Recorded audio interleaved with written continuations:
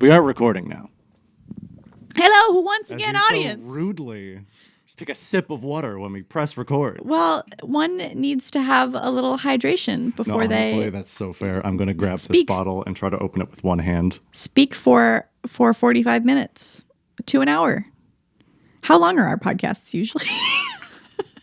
Like 45 minutes to an hour. Yeah. I'd say. I think Yeah. our longest was like an hour, 7 minutes. You need a little sippy sometimes. A little glug. Those were all very intentional noises. Welcome to episode 8 of Practically Happy. Woo! This was the episode we needed to get to. We are celebrating, for we have made... Dick. I am holding my microphone properly now, just so Do you everyone hold it knows. like you would hold like a teacup? I don't know how to hold... that might be how I do it. Oh, no. Now that I think about it. Oh, no. Both hands All are right, what's this episode about? I'm losing my mind. Okay. Now that we've corrected my form here. Yes, we are celebrating today, for we have gotten past a milestone that we created. No, it was a milestone that we like, heard about. Statistically was told to us without any fact checking. Yes. This is just a number of episodes that means that we've committed to this on a level that's past like, oh, let's make a few podcast episodes and see where it goes. Like, this is a thing, and we've gotten to a point where we are showing up for it. Yeah, we actually plan to do these things. Yeah. And coordinate. So we're making this community whether you want to be a part of it or not. Make art with or without us, but we're glad you're here. Make art without us, for sure. Also make art without us. But I do Don't like be to dependent on listen us to to make art. podcasts. When I make art, I listen to podcasts. That's true. Anytime I'm in here with my partner, which this is the studio that both you and my partner... Yeah, we should address that. Oh, yeah. Also, episode 8, 5th location? It is at least our 5th location. At least 5th location? We are in my art studio, which I share with your partner Yes. and another lovely artist. And this is where I create my things. This is where things are made. And It's giving Harry Potter, It's free giving Hagrid, under the stairs. free Yoda Wizard. I have so many issues with New York, and one is that they never have AC. Why does this fucking basement have AC? It's also perpetually cold because it's a basement. No, it's lovely. So it's the least... It's so good. We just went through a heat AC wave is the in least New York. needed here. We came here because To it was cool bad down? at home. Oh my God, did you really? Yeah. They're like, I guess we're here. We're just going to get a bottle of wine. So Cole's partner, Natalia, is also an artist. She paints in a room you cannot see. Beyond this wooden bookcase behind me. We have used objects to separate the rooms. Yes. This is another classic New York style. Classic. Studio Not even apartment becomes a 1-bedroom with a bookshelf. A 1-bedroom becomes a studio apartment with a bulldozer. So, this episode, given the fact that we've had...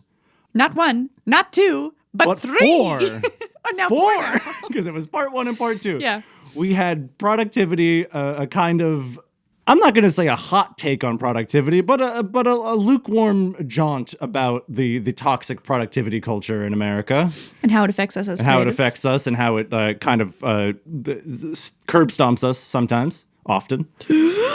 We had a episode on self-worth, about how productivity can tend to damage that and how we reflect upon self-worth and self-esteem and get better at those things and deconstruct values that those are built upon. So that we can keep making art. So that we can continue to make art.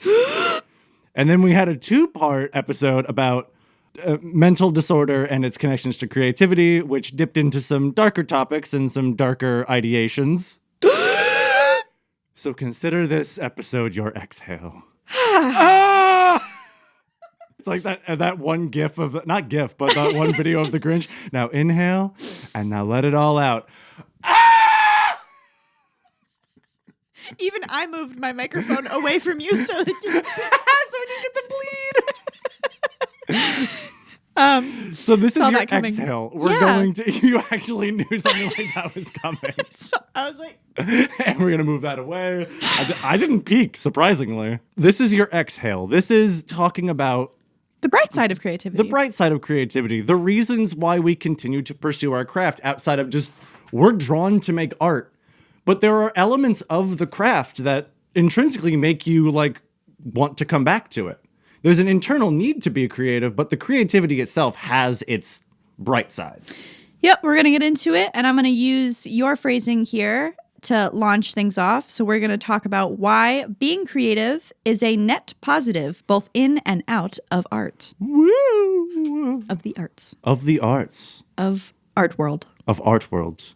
So in brainstorming for this episode, what we decided to think about were what things we've learned about life through art. And vice versa. And vice things versa. we've learned about art through life. I have two very long-winded word vomits on a page, which I accidentally printed on iron-on transfer paper. So it's nice and thick and glossy. Oh, iron-on. Yeah, it's iron-on. So I could So if you want these notes later to iron them on to just something, you can. Yeah, we should. All right, cool. We should They're actually here. that should be merch. This should be merged with my word vomits with spelling mistakes Yeah, no, keep and it like as redundant sentences. We'll iron it onto something nice, frame it in gold, keep Look, it. you think my descriptions are confusing when I write descriptions? Yeah, Cole's a bit on the poetic side. I guess I can be poetic too, but I'm a bit more on the direct side. So for titles, I feel Your like communication's definitely a lot more pragmatic than mine. Yeah. For sure. But would you like to kick us off with something that you may have learned from art or life or otherwise? Yeah. Yes. Well, there's a lot of things that I definitely think have come into my life through studying the arts. But what I realized when studying the arts and getting like so deep into it is that like anything that you can really, I'm making the hand motion. The word isn't coming to me. Like, Explore. Unearth. what do you do when you look through a microscope? Look. Magnify. Shimmy into. No, it's not shimmy. Okay, it's not coming to me. I'll use look. That's what I wrote. Everything that you can look deeper into is a micro reflection of the macro phenomena that we call life. So, I see. yeah, that's what I was trying to say. Is anything that you can really pick apart and identify the history, culture behind, and parts of, you look into that part and you expand it to explain the whole. And so you can do this with studying any science. So like biology, you can like really get into it and then it suddenly explains everything. It explains how we got here as humans. It explains life. By trying to you. like figure out the big thing, you start with the small thing that makes up the big thing. And once you understand the small thing, you understand how it connects to everything. And you just kind of... And how it built what we From have. bottom up versus top to bottom. So that happened to me with art, both in studying art history, that taught me like how history happened, right? Like how humanity evolved, like looking at these art pieces, like what were people thinking at the time, and which, as we explained in earlier episodes, predates a lot of other infrastructures. So if you're going to study history, art history is a good way to go about it. hell yeah. Yeah. But I'm sure like someone who's really into rocks. What is the study of rocks called? Isn't that archaeology? Not That's really. not archaeology. Geology? Geology. Geology. If you're a geologist, you're like art history, smart history, geology, I can tell you how we all got here. And if we look at what's happening in the art world now, I think it's kind of funny to have that same perspective as like this is just a reflection of where we're going and what's happening. For an example, if you look at the Enlightenment and you look at the art that was happening around then, a lot of it, especially early on, is like super technical and super like heady. You know, because the Enlightenment was happening, everyone was like, wow. We think now. We think We now. actually know how to think. So like perspective was created. By the way, the perspective that we use in art, whether it's like 2-point or 3-point perspective, and this is how you know that an object is in front of or behind another object. We use a set of math. Artists do. Not every artist. A lot of artists will break these rules intentionally and unintentionally to create more interesting things. But in the Enlightenment, what they were doing is using this math to a T to create these like very impressive looking paintings of churches and things like with lots of arches. They were like, okay, so how do you draw an arch that goes back into space? You can do that with math. And we learned that in foundation year. We did. It was interesting. We had to sit in a park while there were children playing in the park and drawing, hoping that the parents didn't think that we were drawing their children. Yes. That was one of the most uncomfortable drawing exercises I've ever done. See, it was really fun for me because No one questions. No one would. Yeah. Look at me. I I looked worse than I do now. I swear I was drawing the slide. I was not drawing your child. the fun part of it was, at least for me, was like using these rules of perspective. You can draw the park and the slide from an aerial view and underneath view, any view that you want accurately. Yeah. You just have to know these rules, right? So that's really exciting. They were doing this during the Enlightenment period, or this system was created during the Enlightenment period to create these things that were very accurate and impressive looking. And it's a lot of times what young artists will try to emulate, because it's still what we think of when we think of like good art is like accurate art, but it's only accurate to the system. It's like a lot of people who go into art just being like, I'm trying to do like hyper realistic stuff. Like the pinnacle of being a good artist is being hyper real. Right. Where like realistically, how many hyper real pieces do you actually study? Well, I think since we've gotten a little bit past that, and I'll get into where we are now in a sec, but I think with the invention of things like the camera and film, the camera, and with like our collective interests as a human species, like we're not as interested in representing something realistically. I think we're more interested in what each person's unique perspective on a thing is, and if you can allow some intuitive part of you to create something that's very true to that individual, because the only thing that's really unique about us is that there's only, one of us. Okay, this is getting... We only happened one. This is like super tangential now, where my mom's getting... It still connects. But if you're talking about like studying the smaller pieces of the grander whole, if you're even talking about one person, that's a smaller piece of a grander... Very true. ...populace. And if the goal is to paint an apple, if everyone was going to make the same apple, I don't think at this point anyone would be interested in it, who's the most accurate at it, but like whose rendition of it is the most interesting. Who has the most smooth apple? Who has the smoothest apple? Who can paint the smoothest apple? So what I was thinking about now is like looking at what's happening now in the art world as the same thing, as just a micro of the macro. It's really funny. Because look at what's happening in the art world now. It's all very confusing. It's interesting. It's chaotic and confusing. And how would you describe modern life? I see.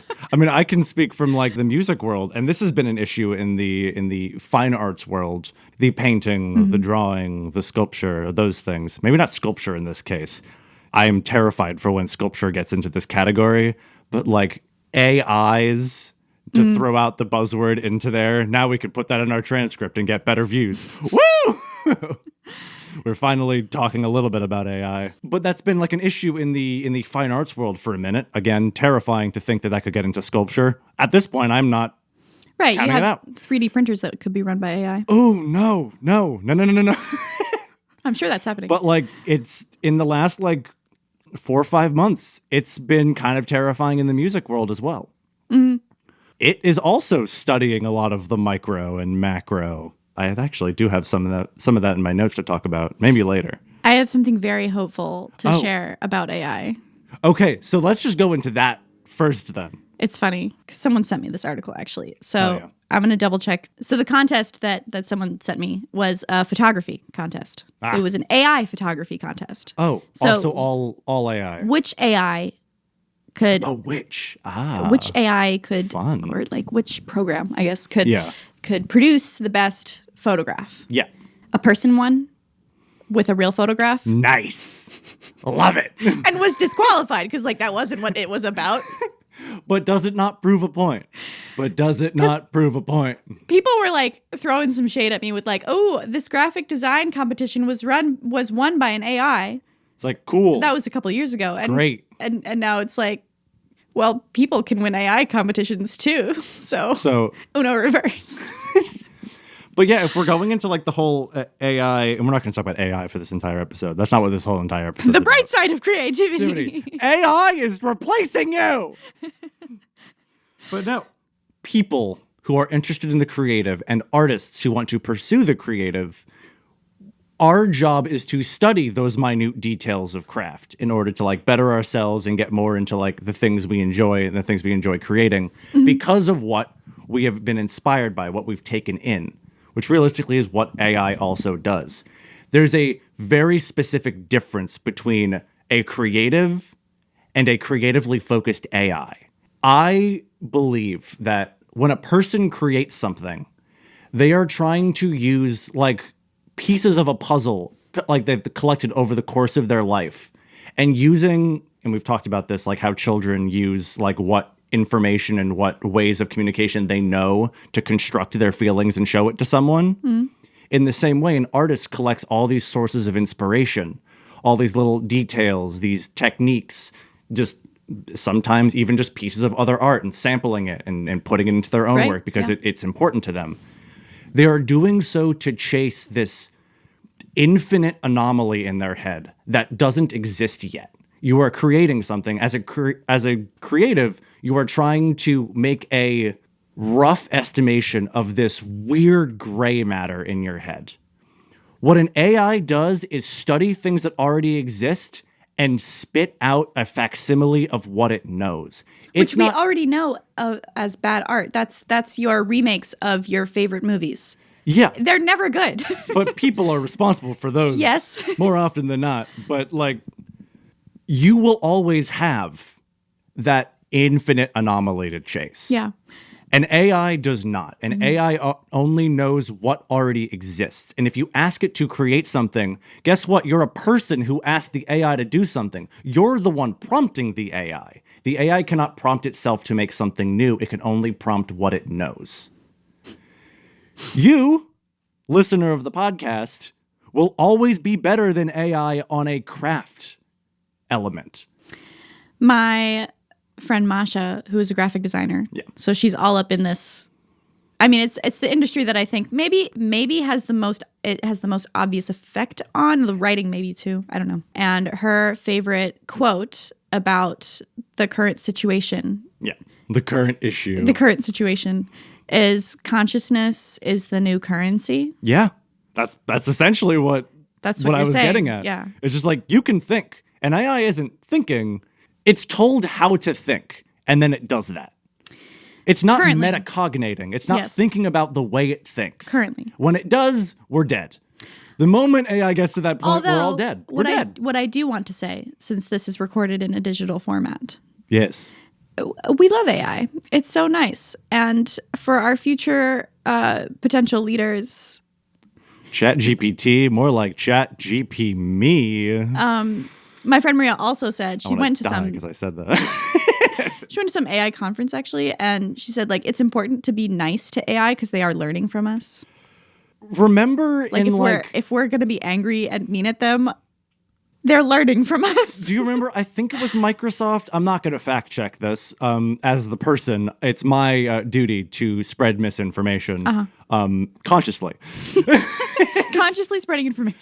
But I think it was Microsoft that had I don't think it was considered AI by that point, because I think this was like 2017, 2016, where it was like machine learning. Early stage baby AI. They had a chatbot enter Twitter and like study interactions on Twitter to build their person. Right, and it was just mean. it very quickly just became this horrible, horrible fucking thing. So the next time you ask ChatGPT to write your reference for your next job... When you ask ChatGPT to kill itself, consider how it's going to say it back to you. For your next job application, when you're asking ChatGPT for assistance, just remember to say please. Right? That's what I took from. Even if it takes you 5 times, did you actually use ChatGPT for shit? Yeah, I've used it. For writing, I mean, I don't use the literal words that it writes, but I have completely... sometimes it's a good jumping off point. Right. So I have completely forgotten how to structure writing. So when I need to apply for a grant, let's say, and I can tell ChatGPT, like, even just really simply, like, write me an artist grant with these 3 talking points, and it will in a very organized way. And then I don't take any of the words that it said to me, but I'll take the But there's a little bit paragraph of like a structure. Yeah. Yeah. So that I know like, oh, okay, start with a hook. And because I learned all that at some point in high school, but I don't remember it now. There's a lot of things in high school that I pointedly forgot how to do. Thank you, ChatGPT. Thank you. But also, moving on. Moving on. To go back to your initial point about the study of the micro to reflect on the macro, my little piece about something that you like learned from art and then brought into life, and kind of in both ways, I have this on my paper as focus and filigree. The structuring of a strong central focus, a core value, how you can change the context of that core value by what you place in its periphery. How you can affect a core idea based on what ideas you add to its environment. Oh, yes. Like I have here as an example, like if you had like a statue in the middle of a gallery, what other art you place within that gallery immediately recontextualizes that statue without even touching the statue. And in music, as an engineer, it's been really cool to like see how when you change the quality of one sound or one part, or like just completely reproduce a part under an existing element of a mix or a song, how that immediately recontextualizes things. And it might even make it better. It might make it worse. But it's a beautiful way of hiding work in plain sight. As long as you have a strong core value, a strong core focus, you can do some wild shit in the periphery and still have not touched the core value and not changed the integrity of the core value. You've just recontextualized it. You could even then, knowing the core value, someone can walk into this gallery, look at this statue and see that's the point. And then look at this weird shit all around the rest of the gallery, understanding what it's supposed to be like drawing from, so that they have now an entry into the weirder details, into those the nittier grit. And then once they understand those things, they can look back at the statue with a new view on it. And it kind of just keeps going back and forth. Everything in that gallery is changed by what's given to its pieces. Everything works together. Everything's a little bit of a puzzle that, as people, we just contextualize what we see. This is reminding me of two things. One is that if you're wondering why so many works of visual art are called untitled, I think you've really hit the nail on the head. One, artist paralysis, because they know that once they put a word or a phrase to attach to this painting, it completely creates the meaning for someone. Ooh. And you're robbing that person of the meaning-making process that you're referring to. Yeah. Because we are that's so fair. Yeah. We are meaning makers. So, I mean, you could intend to show someone anything through art. They're not going to see it.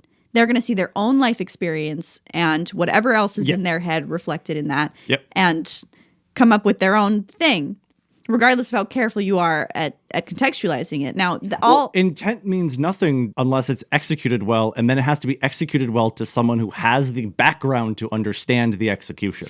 And even then, different people are going to interpret it in different ways, and that's the beautiful thing about art, that and you can have these debates. Some people try to enter a space and try to be contrarian and just be like, this could mean this. It's like, no, clearly not, but sure. It's context. It's all context. Mm-hmm. That is my biggest takeaway from arts into my life, is that you can change a lot of core values, like strong things that I know of my person that like I never want to risk losing this part of me. To make that more effective, this over here has to change. And someone might even not even notice I changed that, but it does make this thing stronger over here. This reminds me of something else that art taught me about life, which language does too, actually. It's similar in that way, where like just because you communicate something in a way that makes perfect sense to you doesn't mean anyone's understanding it at all. And then you get to this like existential question of like, do we even communicate with each other? Have you read the descriptions of the podcast recently? But art does this too, where you can have two people with such different interpretations of the same visual context and visual information, art, that you're like, okay, then what's the point of trying to say something at all if it's going to be interpreted, misinterpreted, whatever you want to call it, in 20 different ways? I think that's kind of the beauty of it, though. Yeah, no, it is. That's a little bit of the beauty. Also, we can put this at the beginning of the episode. We can do a little recording here. But we'd love to have an episode soon where we gather up the audience's pieces of art that they have very strong opinions about, both positive and negative. Strong opinions And we'd only. love to do like a, not really round table, because it will just be us, but we'd love to get our audience's opinions on very strongly, what's the word I'm looking for? Strongly, like it makes you feel something, whether it's positive or negative. We'd love to hear about pieces of art that make you feel some sort of fucking way in a very extreme sense. And we'll talk about it. And we might even gaslight you a little bit. So please, yeah, what's your favorite piece of art? It can be visual, it can be auditory, so music, sculpture, any architecture, even, like anything that you... Literally just art. Yeah. If it can be considered art, and you can get weird about what you consider art. If you send a design for a spoon that you have a strong opinion about, I will accept it. Perfect. I Yeah. will accept that shit. Absolutely. That's industrial design. And we will respond with our opinions. And they will also be strong. There will be no Strong opinions only. There will be no lukewarm takes. There will be no, I'm fine with this. No, we will be taking sides. Yes. We will also provide our own as well. Also, connected to that, we'd love if you liked, subscribed, left reviews on podcast platforms, and shared it around, it being the podcast, with folks you think would also like to participate in roundtables and otherwise, to listen to us banter about creativity creatively. Yes, and we are practically happy on Patreon if you would like to give us a little give us a support. little coin. Our Patreon community involves a Discord chat to talk about these things as well. We can have the art roundtable 24/7. Yes. I would love to get some of those Discord. However, this first submission is open to the public because we just love to get as many people's as opinions. possible. As many as possible. So we can find the best ones. Or worst. All right, where would we like to move this conversation into? It's pretty good.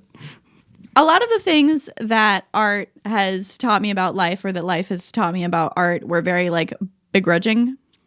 Ooh, I also have one that used to be begrudging, but now is quite positive. Yeah. Well, it's made a net benefit, like you were saying, Yeah. like what net positives come from being a creative. So things that have made a net benefit, but I definitely didn't want this. Yeah. Becoming a printmaker for me was actually a really weird left field step. Was it? Yeah, it was. Because I'm not a precision artist. Sewing is not anything that involves measuring twice, cutting once, that kind of thing. Not my forte. Yeah. I'm a very fluid, organic, get messy, clean up later. I feel like that's kind of what drew us to each other when we met Opposites. in college, because it's just hi, I'm the person who draws a really good straight line. And I was splash. And I was like, what's a line? It's you mean like this? You mean like this? No, like this. So I found a random attachment to silkscreen printing while in school, but it was really weird for me because now I have to register. Now I have to really think about what I'm doing before I start. Some precognition. Yeah. Ooh. So this definitely came into my life in a very begrudging way, where I'm okay, now now I have to be careful. This is like cooking dinner.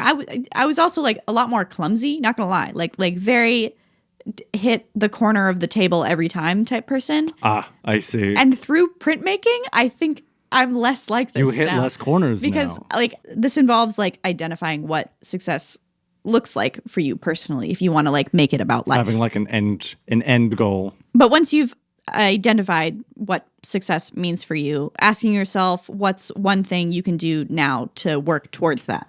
For printmaking, it's are all of the corners of the paper that you're going to be working on square? Measure it.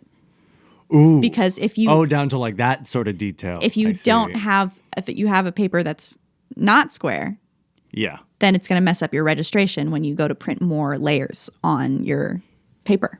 So that gave me this lesson about life where it's like breaking things down and setting yourself up for success. Like, not only does that make things less scary, because like I had this idea of like what being a successful creative looks like for me, but then I have what I can do now, which is like a very small step in that direction that sets that up for future success. Like making a logo, building my website, that kind of thing. Like if I want to be selling art online at some point, I'm going to need that. Yeah. So making those little movements steps and making sure they're correct.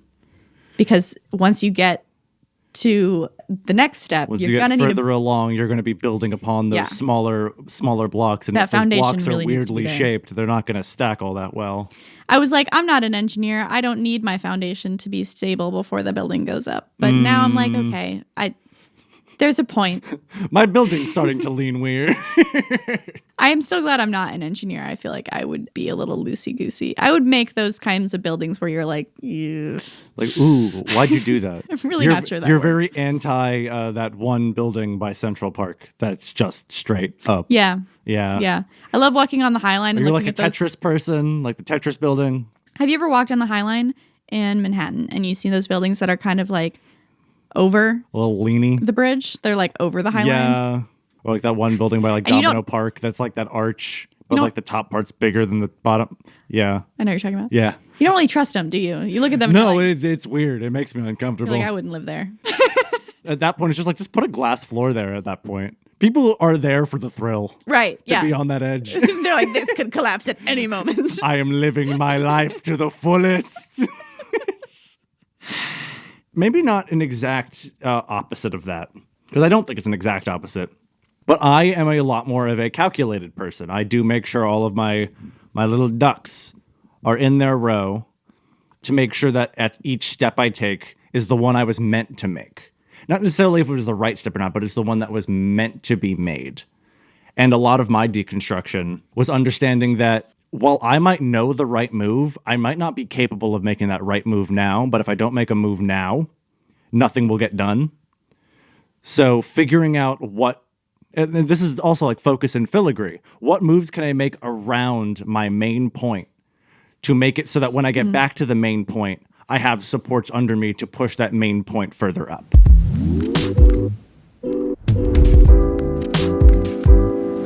Okay, but we haven't got into like things that you take from life and apply to art, which realistically, if you're becoming a creative, you're taking your entire existence and bringing it into art. It is so very everything big. that you are is being brought into art. But specifically, an aspect of my life that I never really thought of as like a core aspect of my creativity, but now I realize is like one of my bigger strong suits in my field, being an engineer. Usher other people into what their internal anomaly is, if we're going to use that like infinite anomaly. Good poem. Help them push toward that. We talked in previous episodes about autistic masking. In masking, in the studying of other people in order to like apply something to myself that I didn't feel was there. You look toward other people and you just see an action. In deconstructing my masking and figuring out why I study people and why I try to apply them is trying to figure out the why of why they did it in the first place. And I'm so sorry. ding dong! Which realistically, the thought comes before the action more often than not. So that's the important thing that I should have been studying and intrinsically was by studying the act. In now being able to deconstruct my masking, something that I'm not going to say autism is some sort of superpower, as some there's people who think that or spout the opinion that autism is the next stage of evolution. No, it's not. Any cognitive deviancy is only deviancy because we've decided what some sort of normal is. Yes. Regardless, I got very good at studying people and understanding intentions. people and intention. What if then that is used benevolently? What if then you are able to understand the why of someone so deeply and with benevolence to the point where you can now become an extension of their intention? Chef's And kiss. now, instead of just being like, I have my collection of tastes, I have my collection of experiences, I can now use them with your train of thought. Beautiful. I think that ties beautifully into the bit on alchemy that we talked about last episode, where we are humans who take things that we go through and turn them into things that are meaningful to us. Yeah, and part of if we're going to, even to use my end of like using your puzzle pieces of communication, using what you know to construct what you want and what you're trying to chase. I love being that extension of another person and building upon the capacity of people. Because I do believe the right people together are way greater than the sum of their parts when they are actively trying to lift one another. If I am to use my ability to study people for their intention and then want to extend my abilities into their intention, how can that not make something greater? So that's a very big thing that I've taken, a realistically not a great thing from my life. From your like psychological exploration of self into your practice. Into my practice and into a very crucial and very well-meaning part of my practice. Because it's what kind of makes me good at what I do. Yeah. Is because it's like, oh, I know what you're trying to get at. Here's 10 different ways that I've learned to do that. And I could totally see it being a defense mechanism from growing up is, you feel a little bit more in tune with other people or a little bit safer in your environment when you can establish what their motives are. And that's not necessarily a good thing, but then using that to help people creatively. Yeah, but when someone comes to me and my job is to understand them, it makes it so fucking get coffee. Let's talk for like 3 hours. And I feel like in those 3 hours, I'm like, okay, I kind of get where you're coming from. Let's get into this room and I'm going to work my ass off so you can also work your ass off. And it be more than the sum of two people working their ass off because they're working in the same line of fire. Yeah, I was thinking about this with my art, and the first thing that you said came up first. We're like, okay, well, everything from my life makes its way into my art.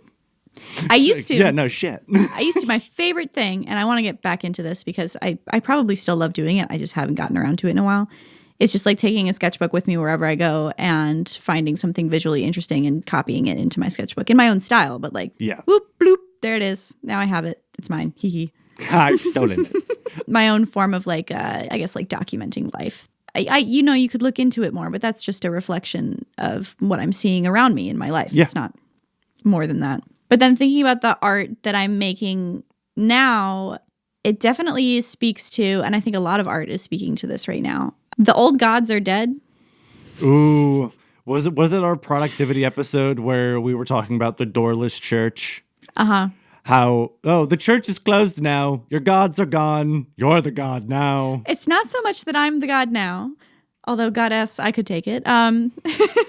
We as a species like to find things to believe in, to have faith about, to have hope in, and to ground ourselves in reality. We like to have systems to explain. That's very human. And the old systems weren't working for us. And there was a really good reason why there was a whole big rejection in society of strict theological systems. Which we talked about the Enlightenment earlier on in this episode. Yeah. But that's still happening now. More people are sort of floundering without a belief system because whatever your belief system growing up or whatever belief systems are around you in your culture don't align with you. I know I've certainly found this with the Judeo-Christian models. Yeah. They don't work anymore. And I am in a bubble in New York, so I do want to address that actually, that there are plenty of places that are still firmly in faith of the old gods. Yeah. Well, also don't devalue what little bubbles are still within New York that are still very much of the faith. Because there are many bubbles within our bubble. Yeah. They should call them bubbles instead of boroughs. The 5 bubbles. The 5 bubbles of New York. Oh, come to the bubble of Brooklyn. Brooklyn bubble. What's your favorite bubble? What's your favorite bubble? I'm privy to the dirty one. Staten Island. Oh no, that's the worst bubble. I'm not privy to Staten Island. Oily bubble. Very oily bubble. Island bubble. Island bubble. Over there bubble. If you're from Staten Island, you're listening to the podcast, we love you specifically. Leave. Well, just don't consider yourself a bubble. Don't consider yourself a bubble. Oh yeah, so I think what my art is doing, what a lot of art is doing right now is finding New Age spirituality, I could have an hour-long critique of or podcast about, but I do think there is this huge gaping hole in our society that needs community around belief. And it doesn't have to be belief in the supernatural or belief in an afterlife, but I do think these things, that spirituality grounds us. I really do. I think we are spiritual beings, and I think a lot of us don't have a place to put that energy and don't have communities for it anymore, because for good reason, again.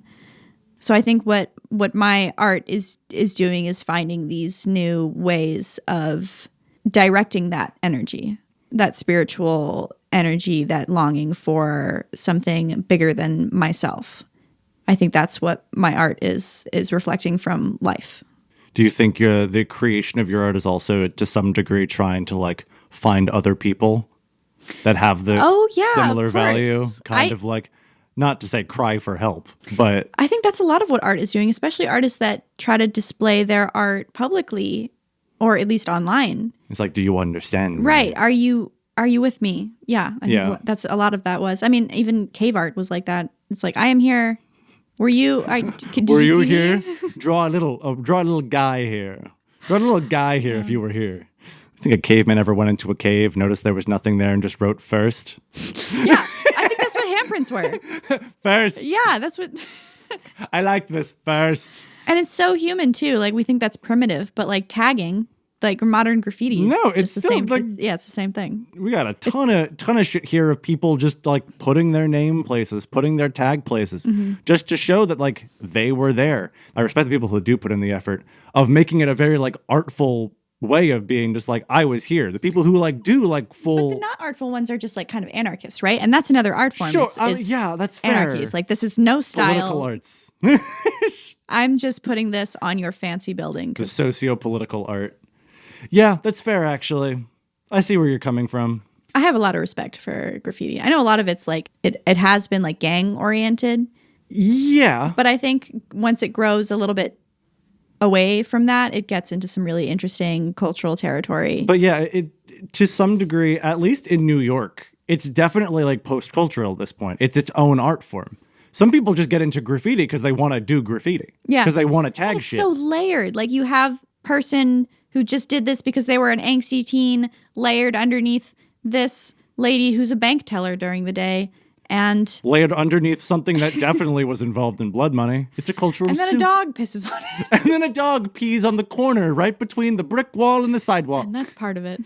The dog has tagged the building. The dog's a political anarchist. By that matrix, probably.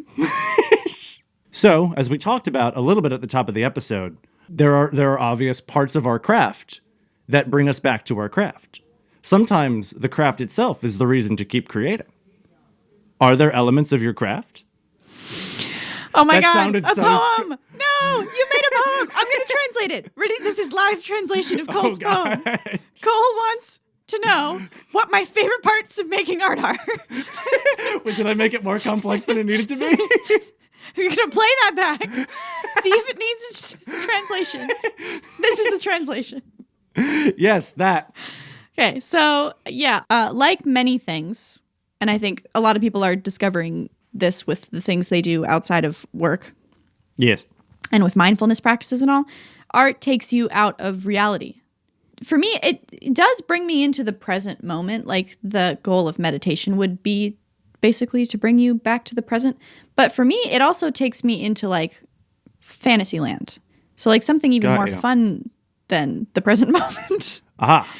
I, from a very young age, started talking to myself while painting, having nothing to do with what I was painting, but creating a narrative around like what this mark is. And like, okay, so if this is a hill, then who's on top of the hill and who's meeting who on top of the hill. And I would just like voice these characters. It's just like a little creative act. This is kind of insane, right? No, that's, yeah. And I still do this when I'm making work. If I'm not distracted too much, I'll notice myself like creating narratives in my head that have something to do with what I'm doing in front of me. But like, it's not the subject matter of the painting doesn't have anything to do with the With the narrative you It's- have. You just have the internal narrative. For some reason, this just automatically starts happening as I start creating, is like these really imaginative moments where I just get lost in like the details of a fantasy. Like, what is someone wearing? Where are they? What colors? What grass? Is it long or short? Like that, the kind of like just world building part of this is like a really fun brain exercise that makes me forget about being an adult and life for a bit, which is not exactly a mindfulness practice because... Is it not a mindfulness practice, though, if you are actively using your mind? Does that not ground you in the usage of your vessel? I agree in sort of like a modern Buddhism way, but if you look at the tradition of it, it's like if you are fantasizing is just another one of the things that the practice of meditation will warn you about. Against. Right, because this will happen. You will start to fantasize, and then you have to bring yourself back to the present. Making art makes my brain do that, which for me is a good thing only in so that it takes me out of the day-to-day and the issues, the concerns that I have, the anxiety that I have, like whatever I'm mentally going through, I get like a little whisk away. Yeah. I see. I'm going to turn that on its head entirely. Okay. Because one of my favorite parts of my practice is the fact that the process of it grounds me wholly. A big thing I love about my practice, and anyone who's ever worked with me knows that within the audio world, within the engineering world, I've talked about this on the podcast before, there's a big fallacy that you need certain tools to do certain things. Where realistically, you can make art without these expensive, like highfalutin tools. One of my favorite things about my craft, though, are the tools and how those tools facilitate different types of practice and different types of process. And the usage of those tools grounds me in thinking about if I want to get to point Y, what is point A, B, C, da, da, da, da, da, da. And those points aren't even necessarily different acts for me with the tools that I use. To like make an example of it, talking about gear, there's a thing in audio called a compressor. And what it does in a very basic nature is that when a sound gets too loud, it pushes it down to a certain level. Now, there are many different types of compressors that do different things because they were built for different things. One might intrinsically be fast, one might be a little slower, one might have a very interesting way that it grabs that peak and then pulls it down to that line. That's like a second step. Let's say then that is the manipulations of that intrinsic need. I need to control the volume of something, and now I need to control it in this certain way. In designing the way that that compressor is supposed to act, the electrical components of those now create their own character. There are like components in the audio world, which realistically were made for war and to go to space. And then the audio world was just like, we're going to have those now. And we're going to put them in. Micro of macro, right? This is how humanity progresses. There we go. No, literally like the vacuum tube, I'm pretty sure was used so that the machines of war could work. Because there was a way to facilitate like electrical current and amplify things. But then someone was just like, I'm going to use that to amplify something else. And then put it inside of like a guitar amplifier. It wasn't the first time a tube was used. Recorded music was not the same before that point. And it's because we took this little element from machines of war and used it for something else. But like a tube, other than its initial like use case, you need it to amplify a signal. Individual tubes might do so with a different capacitance and a different like impedance. Each individual tube can inherently, because of its design, impart a certain character, like a 6L6 tube, a type of tube, might have like an interesting top end and a blown out bottom end that kind of gives it like a wraparound effect on your ear. Like an EL86 has a very brash and gritty character that you would like attribute to a lot of like British guitar. The EL86 is very popular in like British amps like Vox amps and Marshalls. And then there's things like the 12AX7, which is a lot more like broadband, a lot more hi-fi. A lot of like early tube amplifiers for hi-fi home systems had those types of tubes in them. But each of them impart a different character. that wasn't even intended when someone said, I need to control volume and I'm going to control it this way. I need this tool to put it here, but now this thing sounds different because of the thing I chose from this category.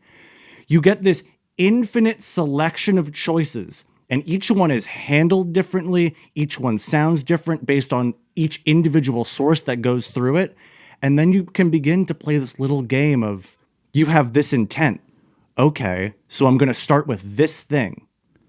And there's this specific piece of gear that catches your voice in the way I want it to.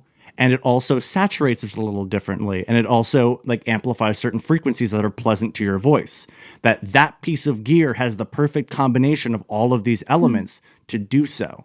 If I want to talk about like the hyper-analyzation of a person's intention, I also love the hyper-analyzation of how tools that you use, I'm so sorry, I just spit in your direction. The hyper-analyzation of tools in order to favor the hyper-analyzation of intention. How to marry those together to, once again, be a greater sum of those parts.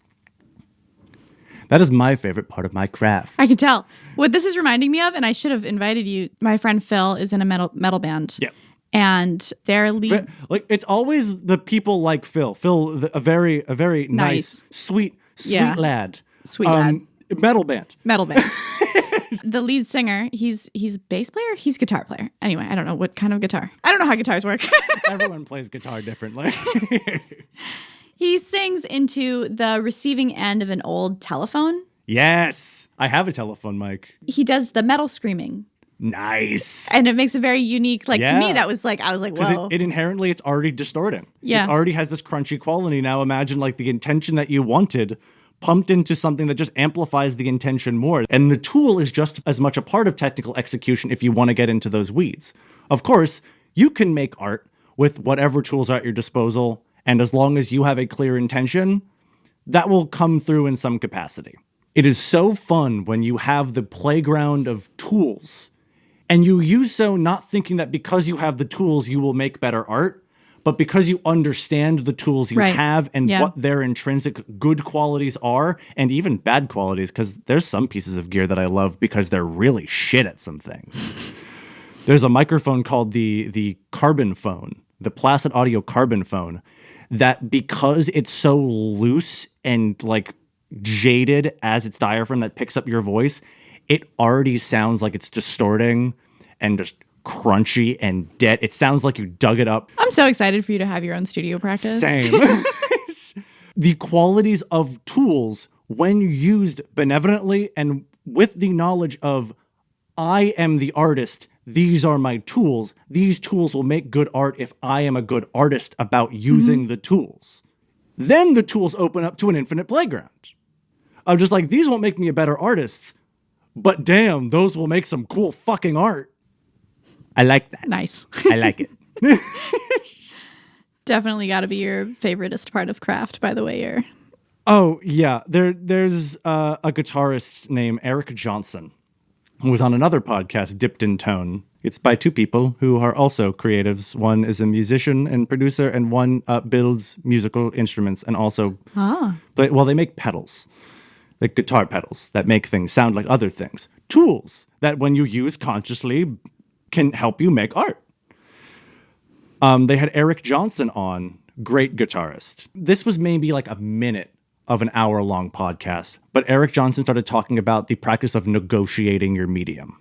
Someone being good at something is a given. However, once you are good at something, you then have to confront the medium that you're using and how you best use that medium to your advantage. He used the example of a painter negotiating how the bristles move on their brush as they put it across canvas. Like, you do have to learn how that brush responds to your touch and how how hard you put it on the canvas and how you move your arm and how you get your body involved in it. The medium and the tools you use for the medium are just as important as intention once you get that deep into the weeds. Yep, for sure. It's also something I hate. Yeah, it can become a bit of... I just want to make the art. I don't want to have to learn how to spray paint before I spray paint my canvas. Here's the good thing about the music world It's my job to know those Right. things. Yeah. The person who made the music, my job is to just make sure your music sounds the best. I can't make your song a better song. I can make your song sound better. You're negotiating for them. I am negotiating the medium for them. I had one other fave. And it's a very, really simple one that I think probably most artists have. When you're making art, at least for me, like it doesn't really come together, right? So like you're at some stage of the process and maybe at a point you're like, oh, that's kind of how I thought it would look. For me, like the sketching phase is really fun because when I sketch it out, it looks like how I want it to. Yeah. But then when you start like the coloring in phase and the details, like it gets wild and crazy and you're like, this sucks. And now you're building all those minute details on top of one another. And one, as I talked about with the filigree, the things around, each thing influences the next. Absolutely. And then like one wrong move here might make something like three other things feel out of context. So most of the art making process is frustrating. No, it's very frustrating, but it's the chase. It's the journey. For me, my favoriteest part is when you step back and like you haven't seen the canvas for a bit or you haven't seen your work for a bit and you step back and then like close your eyes or like you kind of look at it for the first time like again when you come back to it and you see like, oh shit. Oh, I did that. I made good art. I love it when you don't know. You like trick yourself into it. You're like, this sucks. This is terrible. I hate this decision. I'm going to have to redo this area and this area. And forget about it. I'm going to see this tomorrow. And then you go in tomorrow and you're like, that's exactly what I wanted to make. I did it. No, there are so many nights that I've been like working on a mix and I think that I'm drilling myself into a hole. I think like this thing needs so much more work. Start over. This one's I'll do this one thing and then I'll leave. I do the one thing. It's just like, okay, that's the thing that I definitely needed to change. Leave, come back the next morning, look at it and just be like, wait, what else needed to happen? Because this is just. I think we're good. I think we're good, actually. Yeah, I love it when a piece you're sure a piece is unfinished, and then you look at it again and you're like, no, that's no, I'm not touching that anymore. I'm not touching that.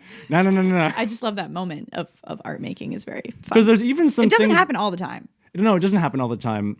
I think in music it might be. No, actually, it's very much common in the visual arts world, I'm sure. Yeah. But the handshaking of wrongs, things that would otherwise need to be fixed. And you're just like, you belong here. You belong here. You belong here. Because another note I had on my paper, which was involved in like the infinite playground that you have. In the audio world, I do believe that when someone has an intention, there is a tool that can get as close as possible immediately. I might not even know it exists. I might not have access to it, but there is a right decision. And I have to just get closest to whatever the right decision is. However, wrong decisions are also sometimes pretty fucking cool. And if wrong decision after wrong decision handshake each other quite nicely, sometimes that's just kind of step away. Just like, I'm just going to let that happen. I'm just going to let that be. I'm just fucking up, but it's kind of cool.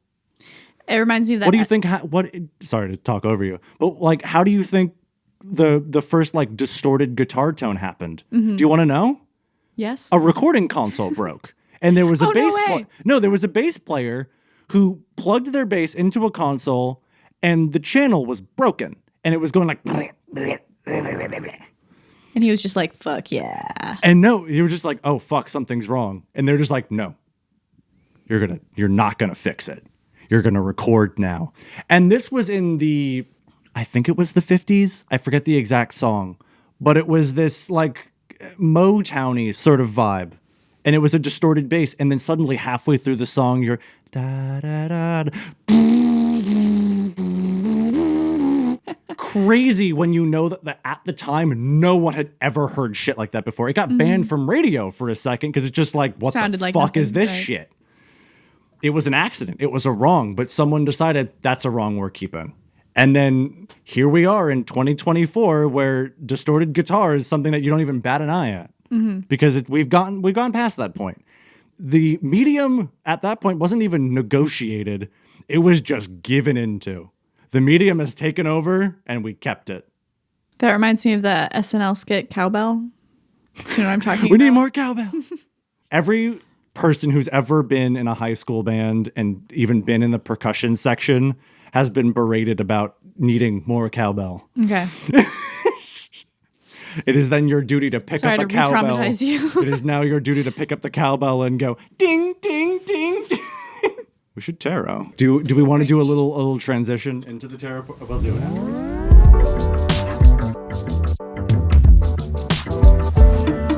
I'm gonna grab this, and then I'm gonna put it toward my mouth, and I'm gonna say hello. Hello once again. We struggled to think of something to ask the tarot, an intention to come in with. To divine from these here cards.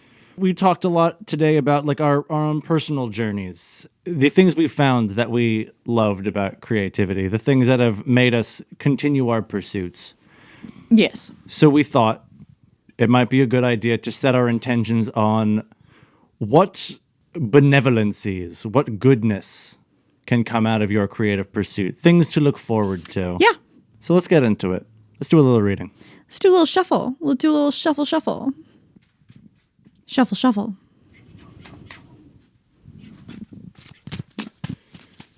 Shuffle, shuffle.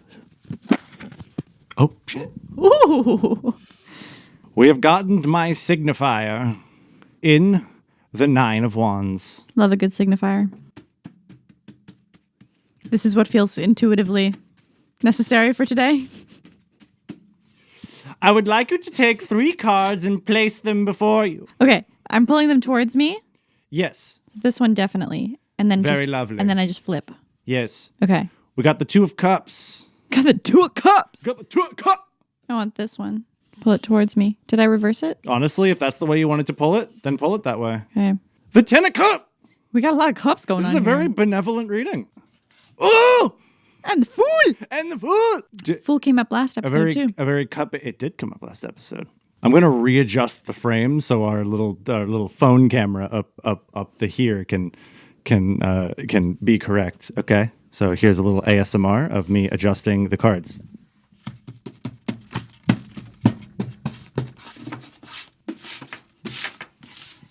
Lose cards.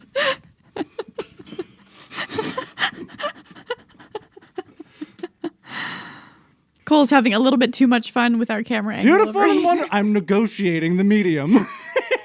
My bad. All right. So to recap, the reading we got here is the 9 of Wands reversed as my signifier.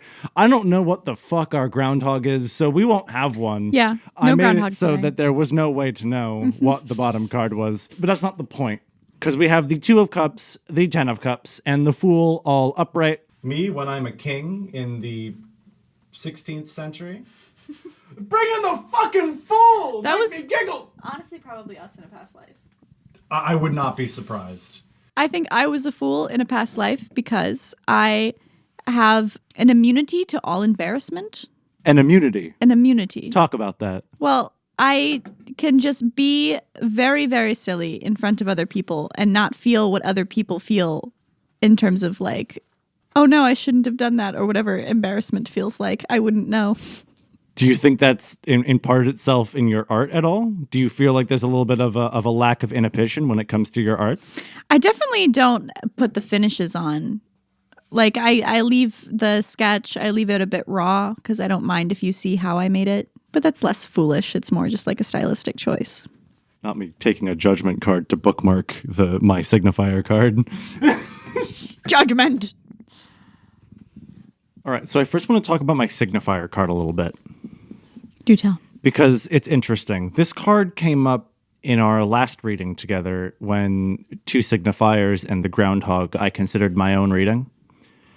And since we did that reading, I've talked to you about this. There's a little bit of more contemplation that gone into that reading behind the scenes. This card, upright, came along with the 7 of Swords reversed. There's been a lot of things threatening my creative act as of late, whether it be my own mental health, whether or not it be the state of the world as it is, and the increased demand to meet some standard so you even have the capacity to explore your creative act.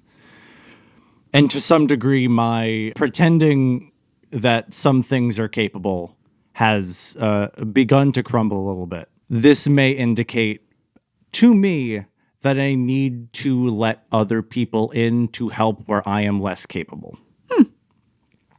which is true, which is very true. In the context of a reading about what to look forward to about creative pursuits may point towards a more collaborative effort as well. For me personally, this might not even be for the audiences, but it's good for the audience to understand that this could mean something different for them. Something where they might find a greater, let's just say, creative act in exploring your circles and figuring out who among your circles can facilitate a greater creative act. Absolutely. And as I talked about earlier on in this episode, become a greater sum of parts because you are working with other people who can then speak for you in turn. Because you are bad at something, that does not mean that you are incapable of something. That means you need help. It's never a bad thing to understand that you need help. We're meant to create things in communities. I really believe that. If I'm to take this reading as a collective community vibe, let's call it vibe. We're vibing. We're vibing. You're a community. Find your community. Create with a community. Mm-hmm. You will find greater joy in doing it with others than if you do so in isolation just to stand in front of your own. I think that's how we build and grow as artists too, is by finding our niches and the people that occupy them. To double down upon that, the Two of Cups that you pulled after talking about my my Nine of Wands reversed signifier, which, while I do think it applies very much to myself in the moment, it is my signifier. It is good to understand that everyone can do with being reminded that help is okay and help is good. Absolutely. Our three cards are quite interconnected. Ooh. Very concise in meaning, and honestly, not dissimilar from what I can gain from my own signifier. Beginning with the Two of Cups, it is unity, considered a somewhat lesser version of the Lover's card. A greater sum of parts based on the connection betwixt, in this card, two people, but realistically, the Lovers can signify bonds of all sorts. Bonds of any number, bonds of any type. The unity in the Two of Cups versus the Lovers, which can imply a lot more of just like the affections in a more raw state. The Two of Cups speaks more to the filling of space in others. Unity as to address, I don't want to say failings of another person, and talking about the Nine of Wands, this feels related, but I don't want to call it failings of another person. The strengths of another may be the weakness of your partner, of your collaborator. In filling those gaps, and then vice versa, your collaborator filling in parts that you are less good at, together, what you create is a very strong sum, right. A greater sum. The lion above the two on the Two of Cups is very akin to like what is seen on the Strength card. What is made of joining forces will be better than the sum of parts. The community you gain and what you learn from your community and what your community has to learn from you may be one of the greater points you have to take from your creative pursuits. I agree. It's the community aspect, and that is then doubled down upon in the Ten of Cups, a very family-oriented card. And I don't even consider it necessarily in a traditional family sense. This could be chosen family. This could be actual family. If you're in a family of artists, that's really fucking cool. I think both of us share that in common, where we don't come from a family, and no one else is an artist in both of our families. No. That's kind of weird. My brother just went to Austin, Texas to pursue his doctorate. My brother works for, he's a data engineer. He's a data analyst. Analyst for the Department of Defense. Yeah. Very different things. That's very different from very painting. Different things. But the Ten of Cups can apply to chosen family as well. It is the being within a family that is amicable and good, and you know that you can share things with, and they address your weaknesses, you address their weaknesses, you appreciate strengths back and forth. That happiness is expected from life. And that joy is expected from life, and that there will be abundance, and that it will not be wasted because of the collective. So this is all very much speaking to how art is not created in a vacuum, that it is in fact created. It's made from your intentions, it's made from your experiences, and then it is made by then portraying those experiences for others to find and others to take in and then create with. Both in response and for the communities that we serve. Yes.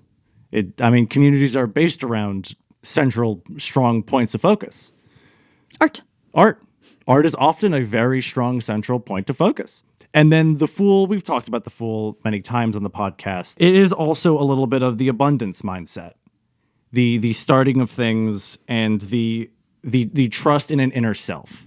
The act that you're going about a journey and you know that your journey deserves goodness. Not because you are necessarily like, I must be recognized or I must have joy, but because you implicitly know in your greater heart of hearts that joy will come. In seeking creative pursuit, you are intrinsically seeking your own internal sense of joy. And that can be accelerated when you share that experience with other people, when you share that journey with other people. You can then help other people find their senses of joy, help other people intrinsically trust their inner selves. Often the Fool is portrayed as a character that does this sort of self-affirming act out of not knowing better. I don't see that as true. I see the Fool as an experienced being knowing that they have seen an entire arc of the Arcana already, maybe several, and knows that what comes around will go around, and that I start here and I will go through the Arcana again and I will return here. I know that I will return back to this point in time, knowing that as long as I move forward, I will come back to this free, foolish state. When you're with people, you have the support structures to weather what storms you'll find along that journey and to fall back on, so that when you reach this foolish state, you have your amicable body, you have your family. So what do we have to look forward to for our creative journeys moving forward? It sounds like we have people around it. It's not necessarily even the art. It's the people. We look forward to, through our art, finding and building communities. Yeah. And we look forward to the new beginnings that brings. Yeah. I'm going to tie this back into my whole thing with working better with another person and becoming an extension of them and filling what holes they may have technically to make a greater sum of parts. I can't have that greater sum without collaboration. A lot of what I do is from collaboration and the betterment of other people's intentions.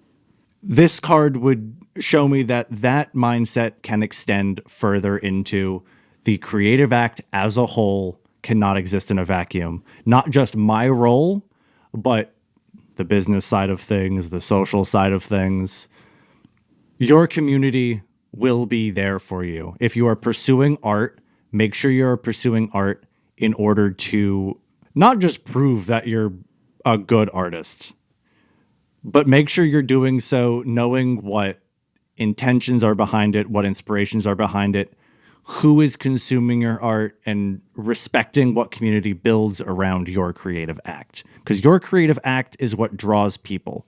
That is what to look forward to. Because realistically, you have your creative act now. You already have that. If that's what you're looking forward to, then you're done. Your creative act is there. You can refine it, but your creative act is already there. What you have to gain from further creative pursuit is community and family. That's really good reading. What it brings me back to is in thinking about what to talk about for this episode on the bright side of being an artist, I thought about like why I identify as an artist. And it's definitely because it's on the list of many things that I would like to do with my time here on this earth. On this floaty rock. But it's not at the top. Yeah. It's not at the top at all. It's just one of them. And I think what would be at the top is the desire to connect with other people and establish like deep, meaningful bonds. Yeah. I feel like if you asked an artist that and you gave them time to think, that would unshockingly be higher on the list than most actual like artistry points. And if what this reading is saying that through craft, through pursuing art and being a creative that will bring me more of the connections that I desire. That is a really optimistic reading for me. No, this is a wholly, despite my signifier being more of just like a slap in the face. Again, I called my universal weight deck the bitch deck because it likes to spite me specifically sometimes. But the reading for the grander community is very, very benevolent. Woohoo! This is, you will begin again and again, and each cycle around you will find more and more family. Aw, I love that. That's pretty. So the clip for this episode. You will begin again and again, and each cycle around you will find more family. And that's what you have to gain from creative pursuit. Because it's not the art, which is the reason you create art. It's how art connects to you and how it connects to other people around you. That's a great way to celebrate our episode 8 of Practically Happy. We made it past the episode 7 hurdle. Thank you all, listeners, for following along through our deep dives into some sad and some good and a weirdly long tangent about AI. They'll be great for the algorithm. Don't forget to comment your favorite and least favorite forms of artwork below wherever you're listening. As long as you have a strong opinion about it. It can be positive, it can be negative. It could also be just like some weird tertiary emotion, as long as it's like it's unavoidable. Like when you see that, you respond. As long as you have that, do let us know. We'd love to hear your opinions about it, and we'd love to form our own. And be sure to like and share this. Thank you for listening. We love you. Go about your day.